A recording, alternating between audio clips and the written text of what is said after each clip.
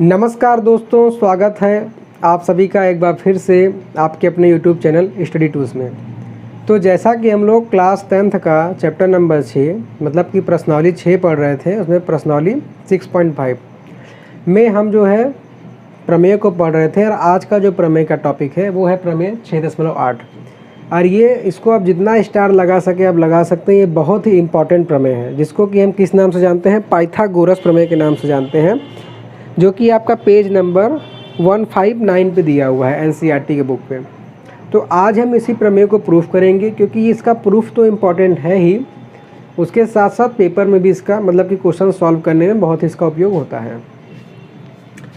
तो आइए देखते हैं, जैसा कि दिया गया है कि एक समकोण त्रिभुज में कर्ण का वर्ग शेष दो भुजाओं के वर्ग के योग के बराबर होता है। तो आप जैसा कि अगर पढ़े होंगे इसकी पहली कक्षाओं में, तो वहाँ पर हम पाइथागोरस प्रमेय का यूज करते हैं, जो कि होता ही है कर्ण का स्क्वायर बराबर आधार का स्क्वायर प्लस लंब का स्क्वायर। तो ये इसका तो क्वेश्चन तो में प्रयोग तो होता ही है, तो इसका प्रूफ भी बहुत ही इंपॉर्टेंट है। तो इसको आप ध्यान से देखिएगा क्योंकि इसमें बस खाली एक जगह अगर आप इसको खेल जाएंगे तो ये भी क्वेश्चन आप झेल जाएंगे। बस एक ही जगह आपको इसमें ध्यान देना है। इसके पहले का जो प्रमेय था, प्रमेय 6.7, अगर आपने उसको देखा होगा तो आप बिल्कुल इसको आसानी से कर लेंगे। तो जैसा कि इसमें समकोण त्रिभुज की बात की जा रही है, तो पहले हम बना लेते हैं एक समकोण त्रिभुज। ठीक है, पहले हम एक समकोण त्रिभुज बना लेते हैं। तो ये हो गया समकोण त्रिभुज। तो इसका नाम दे देते हैं ए बी सी। और जैसे हमने प्रमेय 6.7 में समकोण वाली भुजा से सबसे बड़ी भुजा कर्ण पे लंब डाला था, वैसे इस पे भी डाल लेते हैं। क्यों? क्योंकि वो भी जो है पाइथागोरस प्रमेय के अंतर्गत ही आता है। इतना हो गया। तो अब क्वेश्चन में जो जो दिया गया है उसको हम लिख लेते हैं, फिर इसको सॉल्व करते हैं ना दोस्तों। तो हेडिंग डाल लीजिए क्या कि दिया है। तो जो क्वेश्चन में दिया है क्या है, समकोण त्रिभुज, उसका हमने नाम मान लिया ABC। तो लिख लीजिए कि समकोण त्रिभुज ABC में क्या है दोस्तों, कोण B जो है वो 90 डिग्री है, मतलब कि समकोण है। और उसके साथ तथा जो समकोण से हमने लंब डाला है, मतलब कि BD लंब है AC पर, हाँ AC पे। तो ये तो 90 डिग्री था ही त्रिभुज ABC के लिए, और इस तरीके से ये भी 90 डिग्री हो गया। और जब इधर का 90 डिग्री हो गया तो शेष भी 90 डिग्री होगा, ये तो आप जानते ही हैं। अब हमको जो सिद्ध करना है उसको लिख लेते हैं। तो हेडिंग लिख लीजिए कि सिद्ध करना है। क्या सिद्ध करना है कि कर्ण का वर्ग शेष दो भुजाओं के वर्ग के योग के बराबर। तो हम जानते हैं जो सबसे बड़ी भुजा रहती है वही कर्ण होती है, मतलब कि यहाँ पे कहा जा रहा है AC का वर्ग ना, शेष दो भुजाओं के वर्गों के योग मतलब कि AB का वर्ग में जब BC का वर्ग जोड़ देंगे तो ये बराबर हो जाएगा सबसे बड़ी भुजा कर्ण के वर्ग के बराबर। ये हमें प्रूफ करना है क्या कि जो सबसे बड़ी भुजा ये AC है, इसका वर्ग AB के वर्ग और BC के वर्ग के योग के हमको बराबर दिखाना है। तो आशा करता हूँ कि यहाँ तक आपको कोई प्रॉब्लम नहीं होगी। अब हम बढ़ते हैं आगे, हम आते हैं प्रूफिंग पे। तो हेडिंग डाल लीजिए उत्पत्ति या प्रूफ। तो उत्पत्ति मैं लिख ले रहा हूँ। अब देखिए करेंगे क्या कि इस लंब के माध्यम से, जैसे हमने प्रमेय 6.7 में तुलना किया था समरूप सिद्ध करने के लिए, बिल्कुल ऐसे ही करेंगे। किसमें? एक बार इस साइड के त्रिभुज और बड़े वाले त्रिभुज ABC में ना। तो इस साइड का त्रिभुज कौन सा बन रहा है, क्योंकि देखिए समकोण हमें इसको प्रूफ करना है ना, तो इसके हिसाब से कुछ पॉइंट मैंने आपको क्या कहा कि आपको ध्यान देना होगा। हम त्रिभुज को इस तरीके से डिनोट करेंगे कि बीच में 90 डिग्री है। तो हम क्या करेंगे, त्रिभुज ADB। क्यों? क्योंकि यहाँ पर ही 90 डिग्री आ जाएगा। और बड़ा वाला त्रिभुज ABC। तो देखिए त्रिभुज ADB तथा त्रिभुज ABC में हम इसमें बात करेंगे। तो देखिए दोनों में समरूप दिखाना है, तो अगर हम देखा जाए तो ADB और ABC हम पहले भी समरूप कर चुके हैं, लेकिन मैं एक बार फिर कर दे रहा हूँ। तो यहाँ पर हम देखेंगे कि कोण A दोनों में कॉमन आ रहा है, ये वाला एंगल, ये वाला कोण जो है दोनों ही त्रिभुज में कॉमन आ रहा है। तो यहाँ से हम लिख सकते हैं कि त्रिभुज ADB का कोण A बराबर होगा त्रिभुज ABC के कोण A के। कैसे? तो ये है उभयनिष्ठ कोण। बगल में आपको कारण दिखाना पड़ेगा। ये कौन सा कोण हो गया? ये हो गया उभयनिष्ठ कोण। अब दूसरा चीज़ अगर देखें तो त्रिभुज ADB में भी एक समकोण है 90 डिग्री और त्रिभुज ABC में भी एक कोण है 90 डिग्री। तो दोनों हम समकोण दिखा सकते हैं भाई, दोनों कोण 90 डिग्री है। तो वही चीज़, तो यहाँ क्या हो जाएगा? त्रिभुज ADB का कोण ADB बराबर त्रिभुज ABC का कोण ABC। ये क्या है? तो ये है दोस्तों प्रत्येक 90 डिग्री। पहले वाले क्वेश्चन में केवल हम डायरेक्ट कोण D और कोण B दिखाए थे, तो आप ऐसे भी लिख सकते हैं, कोई दिक्कत नहीं, इसमें कंफ्यूज मत होइएगा। तो हमने दो चीज़ कोण दिखा दिया, तो इस आधार पर इसको हम समरूप दिखा सकते हैं। तो यहाँ पर लिख सकते हैं कि इसलिए कोण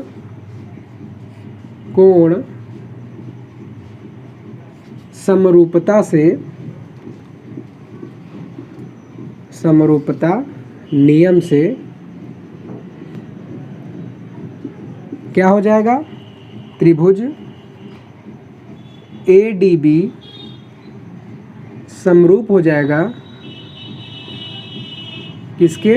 त्रिभुज ABC के। यहाँ तक आपको कोई दिक्कत नहीं होनी चाहिए, क्योंकि ये तो पहले वाले सवाल की तरह था। अब देखिए करेंगे क्या कि जब ये दोनों त्रिभुज समरूप हो गया तो इनके भुजाओं का जो अनुपात होगा वो बराबर होगा। अब सबसे मेन चीज़ ये आप ध्यान देखिएगा कि समरूप त्रिभुज में जिस तरीके से हम इसका भुजा का अनुपात लेंगे उसी तरीके से इसका भी लेंगे ना। देखिएगा कैसे, क्योंकि समरूपता के यही नियम है और यही अगर आप करेंगे तभी ये प्रूफ होगा, अन्यथा नहीं होगा। यही आपको ध्यान देना है। तो देखिए क्या करेंगे कि इस वाले त्रिभुज ADB से भुजा AD बराबर दिखा देंगे इस वाले त्रिभुज की कौन सी भुजा? भुजा AB के। अब अनुपात में आते हैं, तो इस वाले त्रिभुज की भुजा कौन सी? BD या DB बराबर दिखा देंगे किसके? इस वाले त्रिभुज की भुजा BC के। ठीक है, कोई दिक्कत है यहाँ तक? तो ये देखिए क्रम ऐसे हो सकता है, लेकिन मैंने आपसे क्या बताया कि हमको इसको क्या करना है? प्रूफ करना है। क्या? ये। तो आपको ध्यान क्या देना है कि ऊपर वाला तो हम ऐसे ही लेंगे, क्या देंगे? AD बराबर AB, लेकिन नीचे में एक थोड़ा सा चेंज होगा कि जो नीचे का जो हम भुजा लेंगे दोस्तों वो हमको लेना है AB और इधर लेंगे AC। बस ये चीज़ आप ध्यान रखिएगा, इसलिए मैंने पहले आपको वैसे बता दिया था। इसको आप ध्यान रखेंगे तो क्वेश्चन आराम से हो जाए, क्योंकि हमको पाइथागोरस प्रमेय जो कि बहुत ही महत्वपूर्ण प्रमेय होता है, हर क्वेश्चन में इसका समकोण त्रिभुज में प्रयोग है। तो इसको प्रूफ करने के लिए ये चीज़ आपको ध्यान देना है क्या कि पहले हम शुरू से दो भुजा AB और इसका AD AB और बाद में नीचे के लिए AB लेंगे और इधर AC लेंगे। ठीक है, आशा करता हूँ क्लियर होगा। अब अगर अब इसका हम तिर्यक गुणा कर दें तो होगा क्या कि ये AC इधर गुणा हो जाएगा, मतलब कि हम लिख सकते हैं कि AD गुणे AC और AB का AB में गुणा हो जाएगा। तो ये क्या हो जाएगा दोस्तों? AB का स्क्वायर, है कि नहीं? हमने क्रॉस मल्टीप्लाई कर दिया, इसका गुणा इसमें करके इधर लिख दिया और इसका गुणा इसमें करके इधर लिख दिया। ठीक है, तो इसको हम मान लेते हैं कि ये हो गया समीकरण 1। मैं आपको बहुत धीरे धीरे से इसलिए समझा रहा हूँ कि आपको कोई भी चीज़ दिक्कत ना लगे, डाउट ना रहे आपको कहीं पर भी। ठीक है, तो यही चीज़ देखिए हमने किया हुआ है। अब जैसे हमने इस वाले त्रिभुज और बड़े वाले त्रिभुज में संबंध निकाला है, उसी तरीके से इस वाले त्रिभुज मतलब कि इस साइड के त्रिभुज और बड़े वाले त्रिभुज में संबंध निकालेंगे। ये हम ऐसा क्यों कर रहे हैं ये मैंने प्रमेय 6.7 में बता दिया है, तो आपको अगर दिक्कत हो तो उसमें आप देख सकते हैं। ठीक है, यहाँ से ये आ गया। अब हम आते हैं दूसरे वाले में। ठीक है, दूसरे वाले में कौन सा त्रिभुज लेंगे? इधर का त्रिभुज और बड़ा वाला त्रिभुज ABC।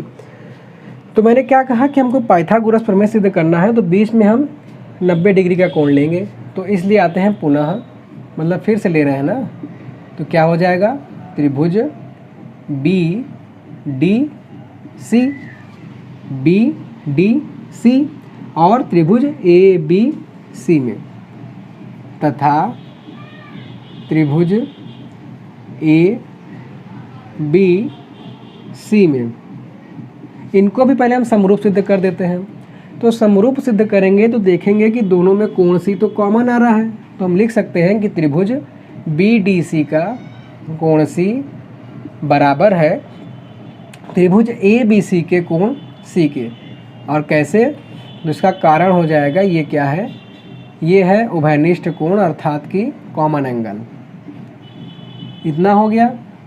अब दूसरा चीज़, वही चीज़ 90 डिग्री कोण, तो त्रिभुज बी डी सी का कोण बी डी सी बराबर होगा त्रिभुज ए बी सी के कोण ए बी सी के।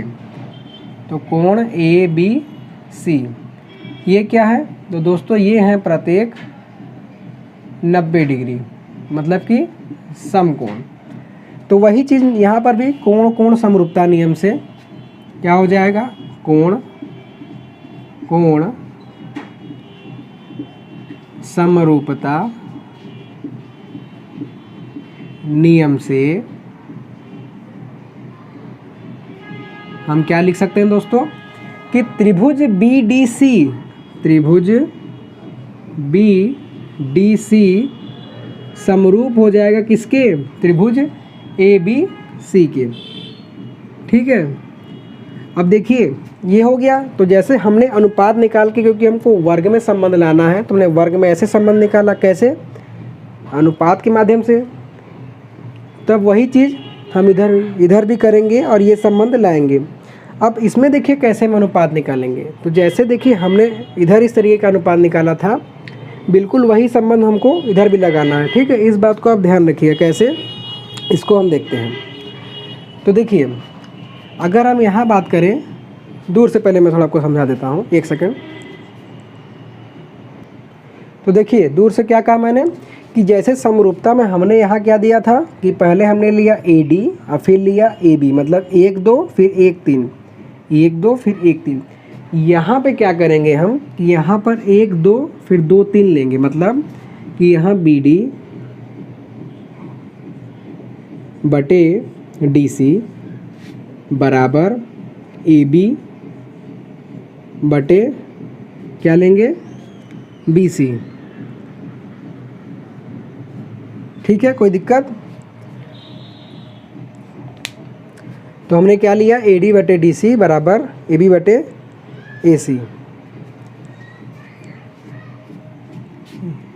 ए बी बटे सॉरी हमको लेना है यहाँ पर बी सी बटे बी डी, इसको लेना है बी सी बटे बी डी, और उधर क्या लेना है, ए सी बटे ए बी।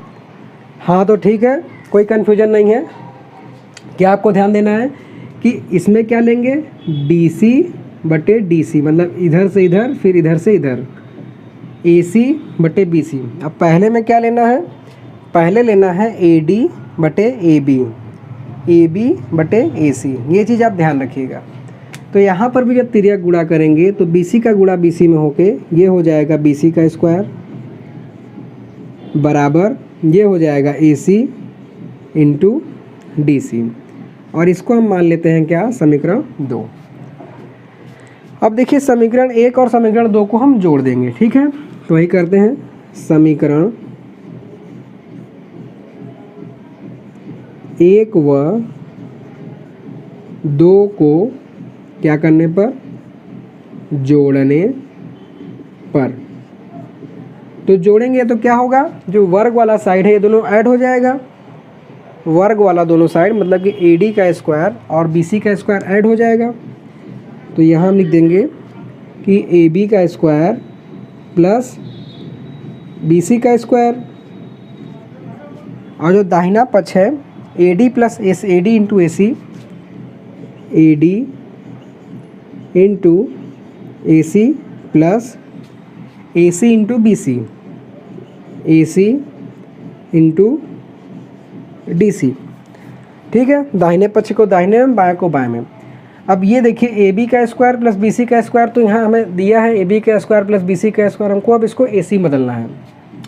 तो यहाँ देखेंगे ए सी यहाँ पर भी है, ए सी यहाँ पर भी है, तो इसको अगर हम कॉमन ले लेंगे तो यहाँ से ए सी हट जाएगा तो क्या बचेगा, केवल बचेगा ए डी।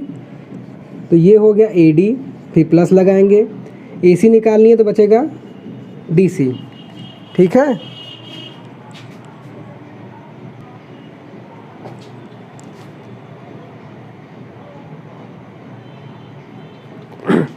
ये हो गया। तो देखिए A D plus D C क्या होगा, A D plus D C बराबर हो जाएगा ए सी। तो इस इधर मैं कर दे रहा हूँ, इधर ही करता हूँ। अच्छा ये हो जाएगा ए सी, तो ये हो जाएगा ए सी और इसके जगह हो गया ए सी, ए सी में सी का मल्टीप्लाई होके हो जाएगा ए सी स्क्वायर। ठीक है, तो वही जो हमको प्रूफ करना था आ गया, क्या कि ए बी का स्क्वायर प्लस बी सी का स्क्वायर बराबर ए सी का स्क्वायर। और इस तरीके से ये प्रमेय भी सिद्ध हो गया। आपको केवल ये दो जगह ध्यान देना है, ये सब तो बिल्कुल सेम है, मैं इसको नहीं समझा रहा हूँ, ये भी सेम है, ये सिद्ध करना है, ये भी सेम है। आपको बस यहाँ ध्यान देना है कि जब पहले हम इस वाले त्रिभुज अब बड़े वाले त्रिभुज को लेंगे तो अनुपात कैसे लेंगे कि पहले हम इन दोनों को लेंगे ए डी, फिर इन दोनों को लेंगे, पहले हम इन दोनों को लेंगे फिर इन दोनों को लेंगे। ठीक है, इससे ये संबंध बन जाएगा। और इस वाले केस में पहले हम यहाँ पर आएंगे, इसमें क्या कर रहे थे कि पहले हम इधर आ रहे थे, लेकिन इसमें पहले हम दूर जाएंगे और फिर उसके बाद इन दोनों को पास में लेंगे। उसी तरीके से पहले इन दोनों को दूर वाला लेंगे फिर इसको पास में लेंगे और ये अनुपात बन जाएगा। आप चाहे तो स्क्रीनशॉट ले सकते हैं। और इस तरीके से दोस्तों हमारा प्रमेय 6.8 भी कंप्लीट हो गया। बीच में थोड़ा दिक्कत आ गया था क्योंकि मैं नहीं चाहता था कि कट पिट करूँ और आपको जो है समझने में दिक्कत हो, इसके लिए मैं माफ़ी चाहता हूँ। तो आशा करता हूँ कि बताया गया सवाल आपको समझ में आया होगा। तो प्लीज़ वीडियो को लाइक, चैनल को सब्सक्राइब और कमेंट्स करके ज़रूर बताइएगा। अगर आपको इसमें कोई प्रॉब्लम हो तो हमारा रोज़ सुबह 11 बजे लाइव सेशन होता है, उसमें आप पूछ सकते हैं। ठीक है दोस्तों, धन्यवाद, थैंक्स फॉर वॉचिंग।